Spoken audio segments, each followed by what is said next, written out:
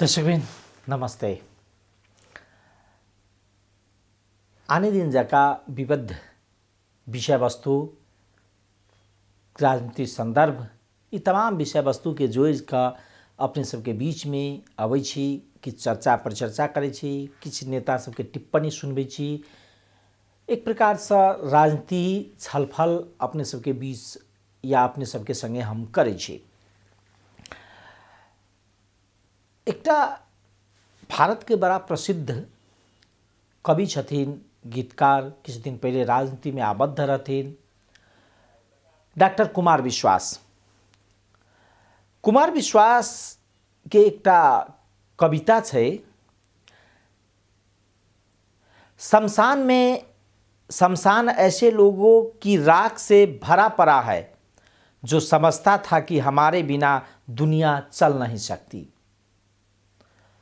वास्तव में समस्या नेपाल के राजनीति में यह दिखाई दै छै। नेता सबके एकटा भ्रम छै या राजनीति करवाला के भ्रम छै, कोनो व्यक्ति के भ्रम छै जे हमरा बिनु देश के राजनीति चले नहीं सकैया, क्या तो हम एक प्रकार से सुप्रीम सर्वोपरि छी। ई चिंतन राजनीति में विकास भ चुकल छै और ई चिंतन के अवस्था ई छै जे यह चिंतन से समाज के विभाजित क देने छै। समाज विभिन्न किसिम से ध्रुव में विभाजित छै। ऐसा पहिने देखने हेबै समाज में जातीय छलै, क्षेत्रीयता के सवाल सब छलै, ई तमाम विषय के कारण से समाज विभाजित छलै। मुदा आइ एहि रूप से विभाजित भ चुकल छै, राष्ट्रीयता खंडित होबे के अवस्था में पहुंच चुकल छै। क्या तो भीतर से लोग के ई चेतना या लोग के ई बुझाई भ चुकल छै जे एमसीसी के बाद, एमसीसी पारित भेला के बाद हम सब कहीं गुलाम तो नहीं भ जाए, ई देश के स्वतंत्रता और अखंडता पर प्रश्न चिन्ह खाड़ नहीं भ जते। ई तमाम विषय अपने में एकटा गंभीर प्रश्न छै। क्या गाम गाम में जखन जबै तखन लोग ई एकटा प्रश्न जरूर पूछे छै जे ठीके हमर देश बिका गेलैया। क्या जय रूप से जे अखन के सामाजिक संजाल और एमसीसी के विषय में जे समाज में नेता द्वारा विभाजित के या विभाजन के बीजारोपण कैल गेलै, जेकर प्रभाव आई समाज में दिखाई दै छै। एहि ध्रुवीकृत अवस्था में ई गंभीर प्रश्न छै कि राजनीति में अपन स्वार्थ सिद्ध करला बा राजनीति में कोनो प्रकार से सत्ता या कुर्सी में रहला समाज के एहि किसिम से खंड विखंड क देबै जे समाज काल के दिन में फिर अहाँ के जे समाज में अबै ता समाज प्रश्न करे के अवस्था में नहीं रहे। समाज अपने में अपने अहाँ एकटा बात कहिए, दोसर पार्टी के नेता दोसर बात कहे और इस समाज के जे नेता या समाज के भू बनौट छै सामाजिकता, एहि में अहाँ के समस्या भ जाए और व्यक्ति सब एहि रूप से विभाजन के अवस्था में पहुंच जाए। दोसर दिस आई एकटा गंभीर सवाल बाहर अलिया माओवादी केंद्र के बैठक के बाद। एकटा जे नेता सब छलखिन है या विरोध में छथिन, एमसीसी पारित किया कलकै, पार्टी के जे अरान छलै ओहि पार्टी अपन अरान पर जे अरान पर कतौ न कतौ चुकि गेलै तो वो एकटा प्रश्न चिन्ह छलै। लेकिन संग संगे एकटा बात इहो अलै जे प्रचंड माओवादी के अध्यक्ष पुष्पकमल दाहाल प्रचंड कहलखिन जे आब एमसीसी पारित भ गेलै, आब एकरा पर टीका टिप्पणी करनाइ बेकार बात छै, आब अहाँ सब चुनाव में केंद्रित भ जाओ, स्थानीयता के जो चुनाव आबैवाला छै तै पर केंद्रित भ जाओ। संग संगे एकटा प्रश्न इहो कहलखिन जे जय रूप से विपक्षी राजनीति दल या विपक्षी पार्टी सदन में अवरोध कर रहल छै, वैसा आब इस सदन के पर से प्रश्न चिन्ह खाड़ भ सकिया और संसद विघटन होबे के अवस्था में आबि सकिया, संसद विघटन भी भ सकिया।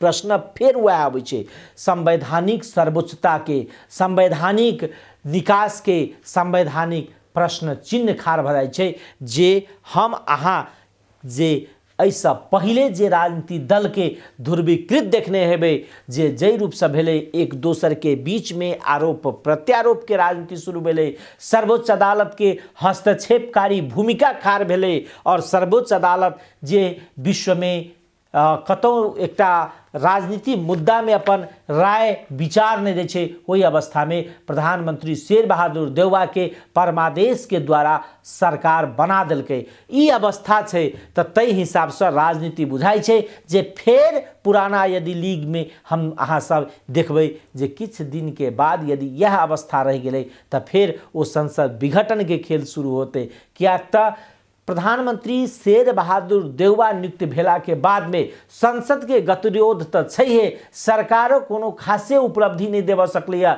जनता के समस्या सब जस के तस छै, जनता के समस्या के समाधान करे के पर सरकार के गंभीरता दिखाई नहीं दै छै। तो कतौ न कतौ ये परिस्थिति छै। वही परिस्थिति के बीच में पुष्प कमल दाहाल प्रचंड के बात अलैया जे यदि विपक्षी दल यदि सदन अवरुद्ध करैत रह जतै तब बाध्यता बस प्रतिनिधि सभा के फेर विघटन कैल जेतै। ई अर्थात तुरंते लगे लगे निर्वाचन हेतै और निर्वाचन हेतै त देश में खर्च धानक के अवस्था में नहीं छै। कियाक त कनिक दिन के बाद में स्थानीय तह के निर्वाचन हेतै, तै के बाद प्रदेश संघीय के निर्वाचन हेतै, करीब एकर अवधि 6 महीना रहते। एहि दरमियान में जई रूप से महंगाई बढ़ रहल छै, पेट्रोलियम पदार्थ के 150 रुपया पर आप व्यक्ति पाव लगते त पाइब रहल छै, महंगाई बढ़ायल गेल छै। तो ई परिस्थिति में आबा वाला दिन में संपूर्ण राजनीति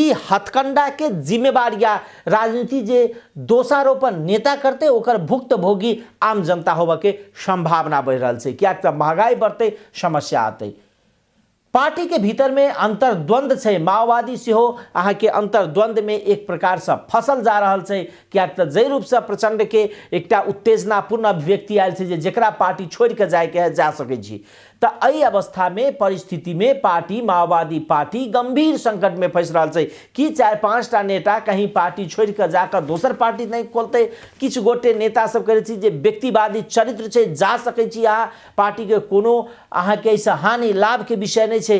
तो ई परिस्थिति के बीच में माओवादी के जे केंद्रीय कमिटी के बैठक छै, केंद्रीय कमिटी के ध्यान केंद्रित छै कि पार्टी गतिशीलता के दिश में जते, पार्टी में देखल जे अंतर्द्वंद सब छै से समाधान होते या पार्टी फिर वो विभाजन के माओवादी पीड़ा खेपते, ई प्रश्न छै। मुदा असहमति यथावत छै। देव गुरुङ के अपने सबके प्रतिक्रिया सुनबै छी। आई केंद्रीय कमिटी के बैठक के बाद नारायण काजी से संचारकर्मी से पूछलखिन जे अहाँ के की धारणा है, कहू जे पार्टी वास्तव में छोड़ के जा रहल छी। ओ बहुत बचत बचत चल गेलखिन। मुदा देव गुरुङ आबि कऽ अपन असहमति एमसीसी में रखने छथिन। अपने सबके बीच में ई सुनबै छी, ताहिके बाद अन्य राजनीतिक विषय वस्तु पर सेहो प्रवेश करब।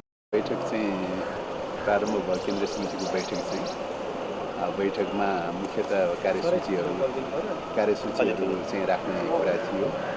कार्यसूचीको हिसाबले श्रद्धाञ्जली, त्यसपछि अहिलेको परिस्थितिको बारेमा रिपोर्टिङको विषय, त्यसपछि एमसीसीको बारेमा र त्यसपछि सङ्गठनगत विषयहरूमा छ र त्यसपछि चाहिँ निर्वाचन सम्बन्धी विषय छ र त्यसपछि विविध विषयहरू चाहिँ छन्। यसरी 5-6 वटा विषयहरू चाहिँ कार्यसूचीमा तय भएको छ। सुरुमा श्रद्धाञ्जलीबाट शहीदहरूको प्रति श्रद्धाञ्जलीबाट सुरु भयो। त्यसपछि अध्यक्ष कमरेडले अहिलेको परिस्थितिको बारेमा रिपोर्टिङ राख्नुभयो। रिपोर्टिङमा मूलतः विभिन्न राजनीतिक उतार चढावका बिचबाट आइरहेको छ। थुप्रै जोखिमहरू, खतराहरू मुल्दै चाहिँ यो परिस्थितिबाट चाहिँ गुजर्दै आइरहेको छ र अहिले पार्टी मूलतः ठिक ठाउँमै आइपुगेका छौँ। ठिकै ढङ्गले हामीले निर्णयहरू गरेर अगाडि बढिरहेका चाहिँ छौँ। अब अहिलेको परिस्थितिमा प्रतिगमनको विरुद्धको चाहिँ सङ्घर्षबाट सुरु भएर चाहिँ अहिलेसम्म चाहिँ एक प्रकारले यसलाई चाहिँ पराजित गर्दै आइरहेकै छ। अहिले पछिल्लो समयमा एमसीसीको इस्युले गर्दाखेरि के हुन्छ गठबन्धन भन्ने पनि थोरै क्वेसन उठेको थियो। त्यसमा पनि हामीले एउटा बुद्धिमत्तापूर्ण ढङ्गले एउटा बिचको बाटो खोजेर तत्काललाई चाहिँ एउटा चाहिँ समझदारीको बाटो खोजेर अगाडि बढेका चाहिँ छौँ। र चुनौतीहरू त छन्, फेरि पनि यो सबै हल भइसक्यो पुगिसक्यो भन्ने त होइन। चाहिँ तत्काललाई एउटा स्टेप मात्रै अगाडि बढेको चाहिँ छ। समस्याहरू त फेरि पनि छन्, चाहिँ यसलाई कसरी चाहिँ लैजाने भन्ने विषयमा। त्यस कारणले गर्दाखेरि तैपनि तत्कालको लागि चाहिँ एक हदसम्म चाहिँ हल गर्ने प्रक्रियाबाट सहमतिबाटै एउटा हल गर्ने प्रक्रिया निकालेको छ। गठबन्धन कन्टिन्यू छ र गठबन्धनकै आधारमा चाहिँ आगामी दिनमा चाहिँ अब यो निर्वाचनसम्म गठबन्धनकै प्रक्रियाबाट जानुपर्छ भन्ने कुराहरू चलिरहेको छ। र अब चाहिँ तर पनि हामीले आफ्नो आफ्नो ढङ्गले तयार गर्ने पार्टीले तयार गर्ने क्रम चलाइरहनुपर्छ र अब पुरै निर्वाचनमा उम्रिनुपर्छ, निर्वाचनकै तयारीमा लाग्नुपर्छ, स्थानीय तहको निर्वाचनमा सम्पूर्ण पार्टी केन्द्रित भएर स्थानीय तहको निर्वाचनमा लाग्नुपर्छ भन्ने कुरा अध्यक्ष कमरेड गुरुङले जोड त्यही थियो। र त्यसपछि एमसिसीको विषयमा चाहिँ राख्नुभयो। एमसिसीको विषयमा एउटा यो अब अन्तर्यमा भन्नुपर्दाखेरि चाहिँ त यो सम्झौता गर्ने बेलामै ध्यान दिनुपर्दथ्यो। राष्ट्रिय हित अनुकूल छैन, राष्ट्रिय हित प्रतिकूल छ भन्ने कुरा चाहिँ त्यही बेलामा ध्यान दिनुपर्थ्यो। त्यो बेलामा हामीले ध्यान दिन सकेनौँ, ध्यान पुर्याउन सकेनौँ। एउटा सम्झौता गरिसकेपछि कहीँ न कहीँ त फेरि बाटो त खोज्नु पऱ्यो, समझदारीको बाटो त खोज्नु पऱ्यो चाहिँ। अब यसलाई हामी खारिज पनि गर्न सक्ने अवस्था छैन। अब त्यो संशोधन पनि अब गर्नका लागि पटक सरकारले चाहिँ संशोधन गर्नुपर्छ भनेर चाहिँ पार्टीले नीति तय गरेर संशोधनलाई प्रयास गर्दै आइयो, तर अहिलेसम्म संशोधन पनि गर्न सकिएन होइन। उनीहरूले जस्ता तस्तै अनुमोदन गर्ने कुरामा प्रेसर गरे। यो स्थितिले गर्दाखेरि चाहिँ अब दलहरूभित्र पनि सहमति हुन सकेन संशोधनको इस्युमा। त्यसले गर्दाखेरि चाहिँ अहिले चाहिँ एउटा बिचको बाटो, संशोधन पनि हुन सकेन, जस्ता तस्तै पनि होइन, बिचको बाटो एउटा व्याख्यात्मक टिप्पणीको प्रक्रियाबाट जाउँ भनेर चाहिँ एउटा निकास त्यसरी खोजिएको चाहिँ छ।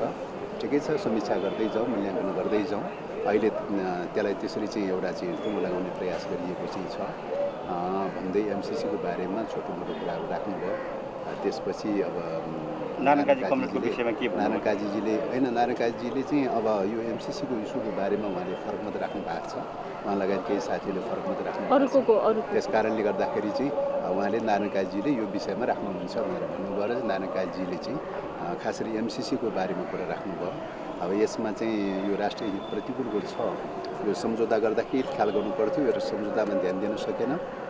यी प्रावधानहरू बेठिक छन् भनेर चाहिँ सुरुदेखि चाहिँ एमसिसीको सुरुवातदेखि लिएर चाहिँ अहिले अन्तसम्म चाहिँ तपाईँको अस्ति सदनबाट अनुमोदन हुँदासम्मको दिनसम्मका चाहिँ सबै पाटा पक्षहरू कहाँ कहाँ चाहिँ राष्ट्रघात छन्, कहाँ कहाँ जनघात भएका चाहिँ छन्, कहाँ कहाँ चाहिँ हामीले चाहिँ यो चाहिँ समस्या छ, यो चाहिँ सैन्य रणनीति अनुसार कहाँ कहाँ छ भन्ने विषयमा चाहिँ उहाँले चाहिँ विस्तृत रूपले व्याख्या गर्नुभयो र चाहिँ अन्ततगत उहाँको निष्कर्ष चाहिँ यो राष्ट्रियताको हित प्रतिकूल नै छ।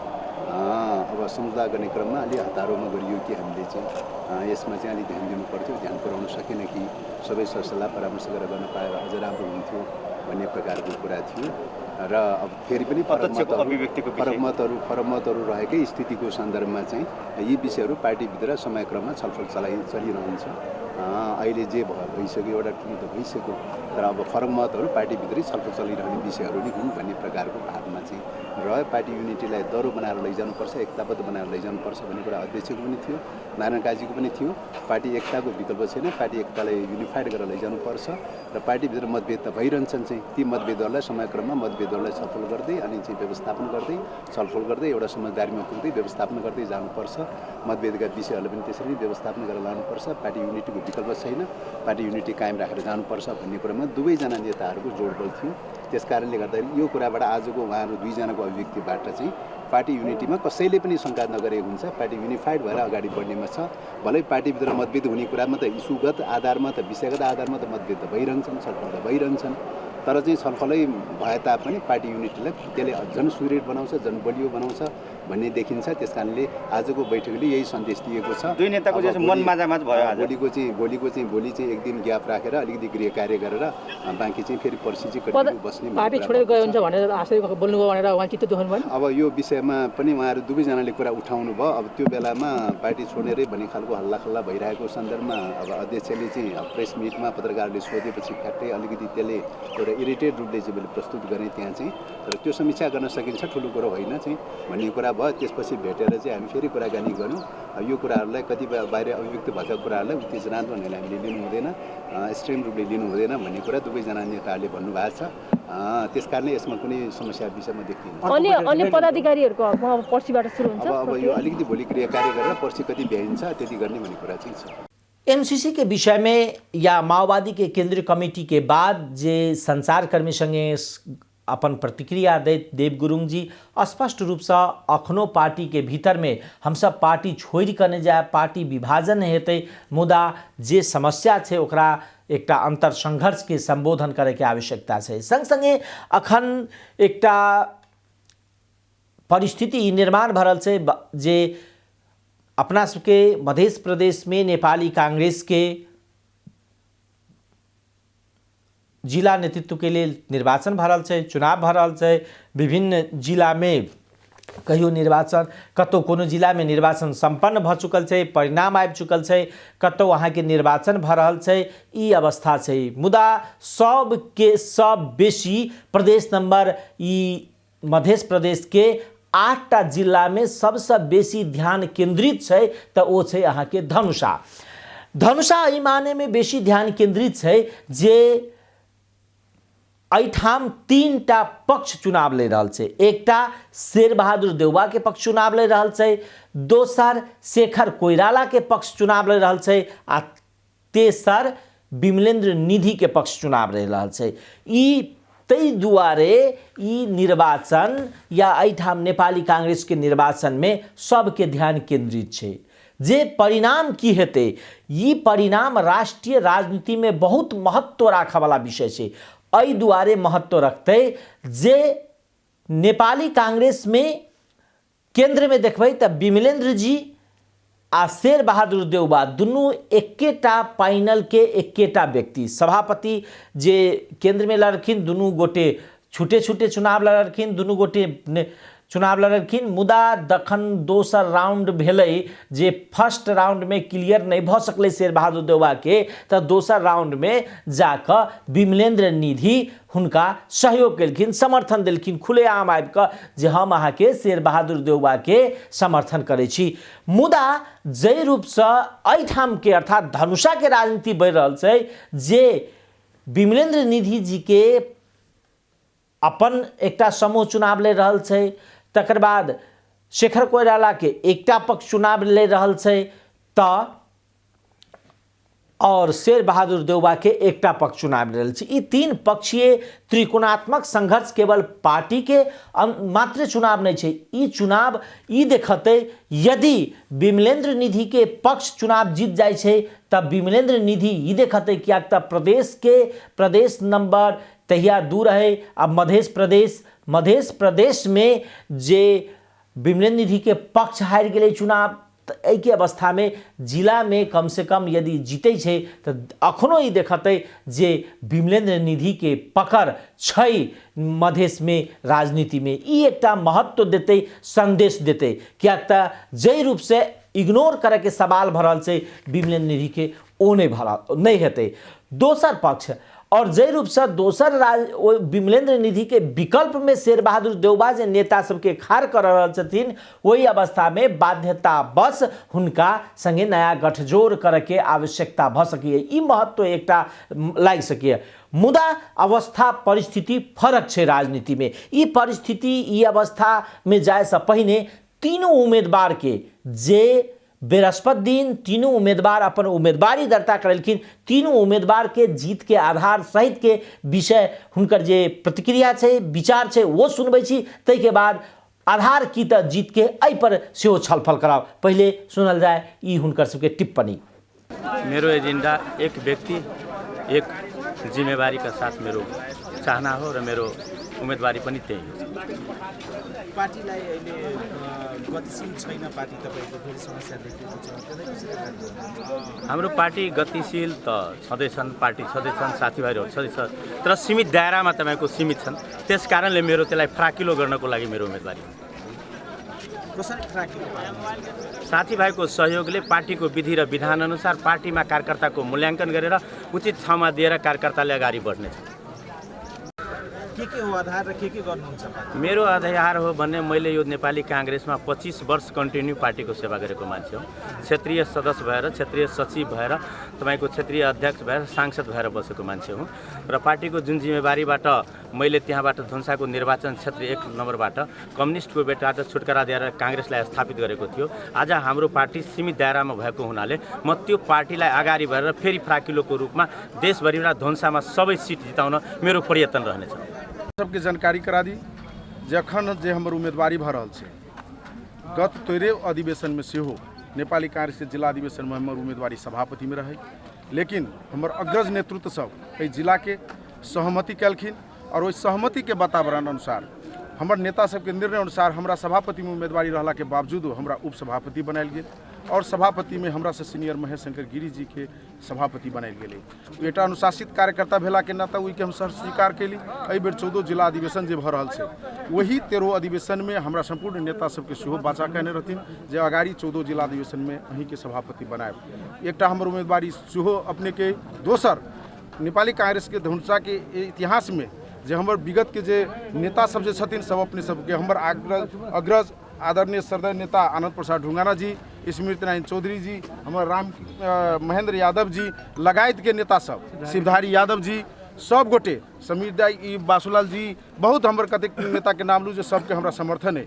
और क्या छै तो विगत दिन में हमरा 13 अधिवेशन में सेहो हमरा अपना के समर्थन वचन देलखिन और पदीय दायित्व में नेपाली कांग्रेस धनुषा के हम 3 बेर जिला सदस्य, तकर बाद जिला सचिव, तकर बाद अखन उपसभापति छी। और हम कांग्रेस के 46 साल में जेल गेल आदमी, 62-63 के आंदोलन में जेल गेल आदमी और तक बाद कांग्रेस के नीति अनुसार भेल हरेक आंदोलन जन आंदोलन में हम अपने के सक्रिय सहभागिता भेल। 20-25 बेर थूना अपने के गेल आदमी तहु अंतर्गत में अपने के हम अखन मान लिया पदीय दायित्व में सेहो सीनियर छी, राजनीति में सेहो सीनियर छी और हमरा अपने के हम अपने के वचन देबऽ चाहै छी। आब नेपाली कांग्रेस के बहुत बड़का दायित्व कांध पर अपने के चलि आयल है।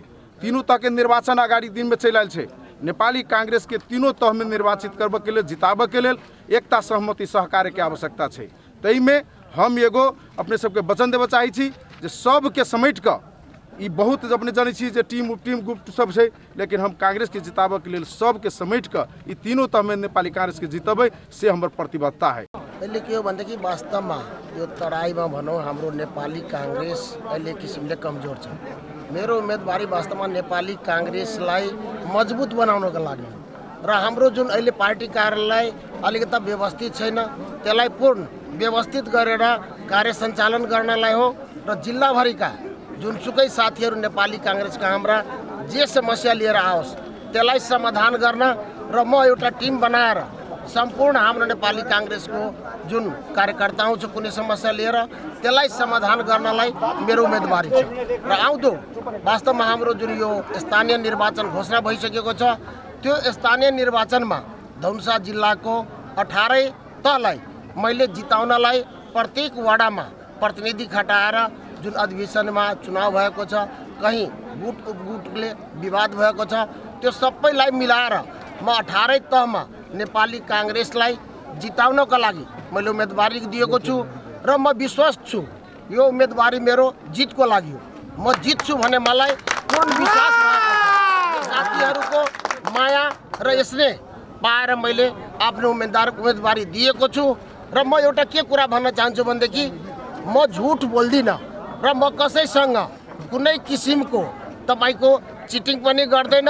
त्यसैले जनताले मलाई रुचाएको छ र म पूर्ण विश्वास छु कि आउँदो यो अधिवेशनको रिजल्ट मेरो पक्षमा हुनेछ। त्यसैले मैले उम्मेदवारी दिएँ। मलाई पूर्ण विश्वास छ जुन हाम्रो क्षेत्रीय प्रतिनिधि साथीहरू छ र म यो चारैटा क्षेत्र घुम्दाखेरि मैले जुन स्नेह र मा पाएको छु र वास्तवमा जुन समर्थन मैले पाएको छु त्यसैले म पूर्ण विश्वास छु कि म पहिलो चरणमा नै निर्वाचित हुन्छु। दर्शकबिन तीनों उम्मीदवार के जीत के आधार या हुनकर जे एजेंडा एहि पर अपने सब सुनलौ। संग संगे एकटा विषय ई छै जे यदि अखन के परिस्थिति में जौ राजनीति के या धनुषा के राजनीति के कांग्रेस के राजनीति के देखबै तब परिस्थिति ई छै जे शेर बहादुर देउवा के टीम और विमलेन्द्र निधि के टीम विगत में एके रही छलैया, जै के कारण से जे परिणाम हिनके सबके पक्ष में आबै छलैया। मुदा एहि बेर फरक छै, ई दूटा संस्थापन पक्ष में विभाजन के अवस्था छै। विमलेन्द्र निधि जी स्वयं अपन एकटा योगेंद्र पजियार के उम्मीदवार बनेने छथिन। त कतौ ने कतौ ई राजनीति के संदेश द रहल छै जे हमर सबके अखनो दबदबा अइ। मुदा जै रूप से विगत में कोइराला खेमा के व्यक्ति रहल संतोष यादव अखन देउवा के खेमा से चुनाव लड़ै छथिन। विगत में रहल महेंद्र यादव आनंद प्रसाद ढुंगाना, स्मृति नारायण चौधरी, ये सब विमलेन्द्र निधि के एकटा खंभा के रूप में मानल जाय छलखिन, शक्ति के रूप में मानल जाय छलै। मुदा एहि निर्वाचन में वो फर्क भऽ चुकल छै। सब विमलेन्द्र निधि के उम्मीदवार के हराबा में हुनकर विरुद्ध में जाय छै, तऽ बड़ा रोचक प्रतिस्पर्धा होते। मुदा संग संगे ओहि रूप से सबल रूप से या सबल तऽ कोइराला पक्ष के उम्मीदवार दिखाई नहीं दै छै। मुदा राजनीति छै, किछ कहल जा सकैया। हुनको पक्ष में बहुत रास नेता सब खुल कऽ लागल छथिन। पूर्व राष्ट्रपति डॉक्टर रामवरण यादव के सुपुत्र, पूर्व सांसद चंद्रमोहन यादव, पूर्व मंत्री रामकृष्ण यादव लागल छथिन दिनेश परसैला के पक्ष में।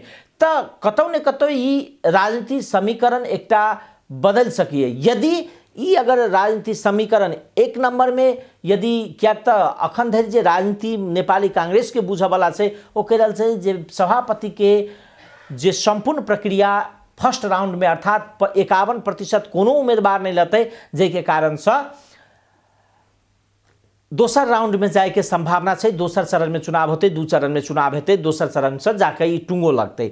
मुदा संग संगे तकर बाद की अवस्था हेतै कि एक नंबर में के रहते, दू नंबर में के रहते, 3 नंबर में के रहते, और जे 3 नंबर में रहते से ई दूटा उम्मीदवार में ककरा समर्थन करते, ई रोचक प्रतिस्पर्धा हेतै धनुषा नेपाली कांग्रेस में देख वाला विषय छै। और तकर बाद आई से एरी चोटी के दम नेता सब लगा चुकल छथिन अपन अपन पक्ष में चुनाव जितावा में, और निर्णायक अवस्था में जे पक्ष रहते वो पक्ष रहते तेसर शक्ति, जे दोसर राउंड में निर्वाचन से बाहर भ जेतै। ई देखा के विषय छै। तब प्रतिस्पर्धा हेतै, तकर बाद कांग्रेस एक प्रकार से कहबै तऽ नया नेतृत्व हेतै। कांग्रेस जे सबके एकेटा राय सुझाव छै जे हम सब स्थानीय तह, प्रदेश और संघीय निर्वाचन में हम पार्टी के उपस्थिति सबल बनाएब, ई लक्ष्य के साथ उम्मीदवार छथिन। ई एकटा रोचक विषय वस्तु छै जे संभवतः 23 गते के बाद राजनीति में दिखाई देते जे के बलियो, के सबल, के नेता कतेक बलियो, ई अवस्था राजनीति में आते। आई के विषय वस्तु एतबेटा रहत। अपने सब हमरा ई कार्यक्रम मार्फत अपन कोनो राय सुझाव होय सेहो पठाएब, कमेंट करब, जानकारी देब। दोसर दिस यदि अपने सब कोनो राय सुझाव, देश के समस्या के विषय में अपन कथन, अपन विचार सब राख सकै छी तऽ अपन नंबर हमरा सबके पठाएब। हम सब अपने सबके संपर्क करब, टेलीफोन मार्फत होय या प्रत्यक्ष रूप से हम सब एही हिसाब से स्टूडियो में बैस कर छलफल करब। और राजनीति विषय वस्तु कियाक तऽ राजनीति जते मंथन होइ छै, राजनीति से एकटा समुद्र छै, मंथन हेतै, निश्चित रूप से किछ ने किछ मोती निकलते, अमृत निकलते और देश के जे काज हेतै। तऽ हमरा सब गोटे के दायित्व छै जे देश के सबल बनाबी, देश के प्रगति के दिश ल जाई, देश के जे समस्या सब छै एकर निकास दी। ताहि दुआरे अपने सब फोन क क तकर बाद मैसेज क क तमाम ई सब हमरा सबके जानकारी देब जे इशू सब के विषय में भी अपने सबके क्या तावा स्थानीयता के चुनाव भरल छै, जनप्रतिनिधि सब कत की काज सब करने छै सेहो सब जानकारी द सकै छी। तऽ हम सब अपने सबसे टेलीफोन मार्फत है तऽ संपर्क करब। तकर बाद जे अपने सबके विचार राख के एकटा प्लेटफॉर्म सेहो बनाएब तऽ जरूर फोन करब, सलाह देब जे विषय वस्तु की उठायल जाए या राजनीति के कोन हिसाब से जे देखै छी अपने सब ई विचार राख के जो इच्छा हो तो हमरा सबके जरूर फोन करब, अपन नंबर पठाएब, हम सब जरूर संपर्क कर अपने सबके विचार लेब। दोसर दिन दोसर विषय वस्तु लऽ कऽ फेर उपस्थित हैब। नमस्कार।